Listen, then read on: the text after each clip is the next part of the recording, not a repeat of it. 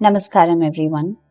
We saw in our last narration how Abhimanyu's son was born and how he was called Vishnurata since the Lord himself protected him and made a gift of him to the Paurava throne.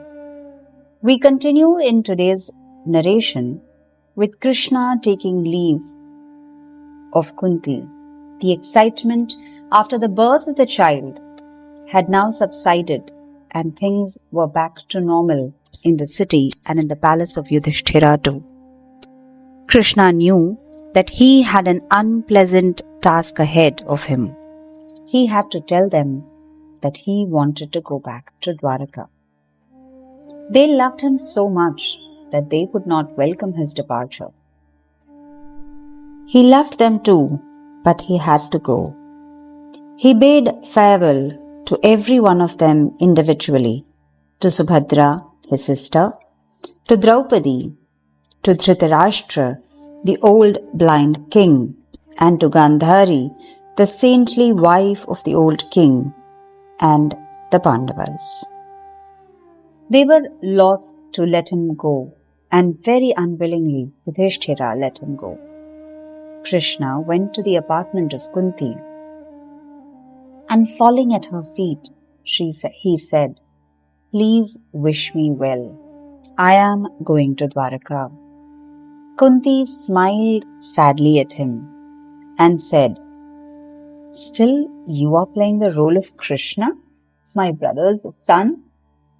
I am an ignorant woman, Krishna. I have not studied the Vedas, nor have I been taught Brahma Vidya. But I know one truth, and that is, you are the Ishvara, the Lord of Lords. I salute you. You are the truth that has always existed, the creator of the universe, the Purusha. You are the power that brings Prakriti into action. You pervade the universe made up of the elements. The impenetrable screen which goes by the name Maya hides you from us, and we cannot perceive your presence in every living and non-living object. You are the five senses, and you are beyond their power, since you are the truths behind them. I know very little, but I know that you are the absolute truth. The only thing I can do is to salute you. Ignorant woman that I am, I do not even know the proper way in which to pray to you. I fall at your feet in all humility. Like an actor appears on the stage whose acting is so perfect that the audience thinks that he is the character whom he is portraying, you have played the role of Krishna to perfection. Your real nature is not known to all. To people deluded by the cardinal faults of I and mine, ahankara and mamakara, you are invisible. Sages who have practiced the yoga of selflessness, who have tried to realize the Brahman, who have schooled their emotions so well that they are beyond their influence, even they are not able to see you. Then how can we, women, ignorant even in the yoga called bhakti, perceive you? To me, you are the son of Vasudeva and Devaki, of Nanda and Yashoda.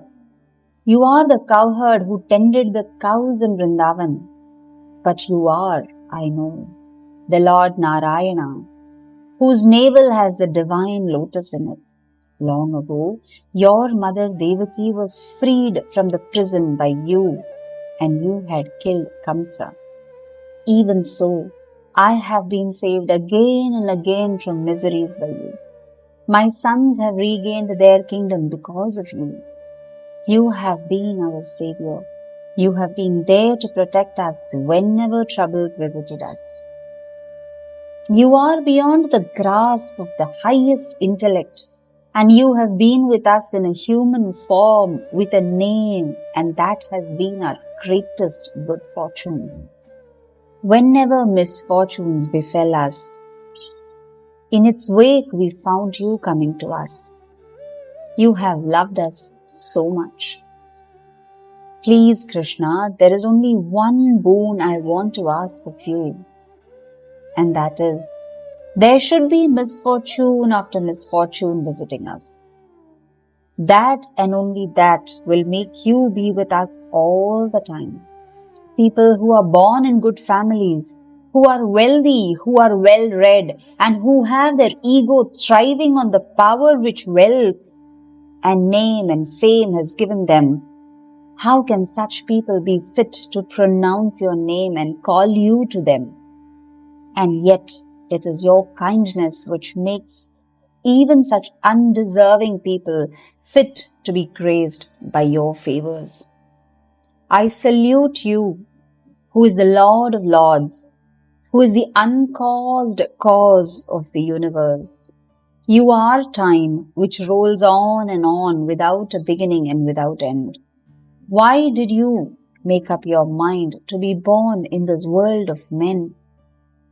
Some say that you were born in the house of Yadu like the sandalwood tree growing on the slope of the Malaya mountain to propagate to the world the glory of Yudhishthira. Others maintain that you were born as the son of Vasudeva and Devaki to fulfill a promise of yours to a couple, Sutapas and Prishni.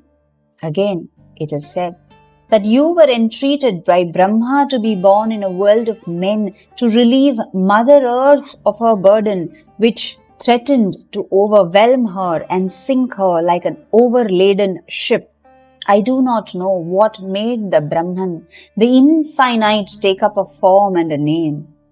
I only know that you are beyond the sway of the opposites which trouble men of small minds. You have no likes and you have no dislikes, no raga, no dvesha. No one is dear to you and you hate no one, no priya, no apriya. No one is able to gauge the depth of your purpose. No one who is caught in the snares of likes and dislikes can ever fathom the true you.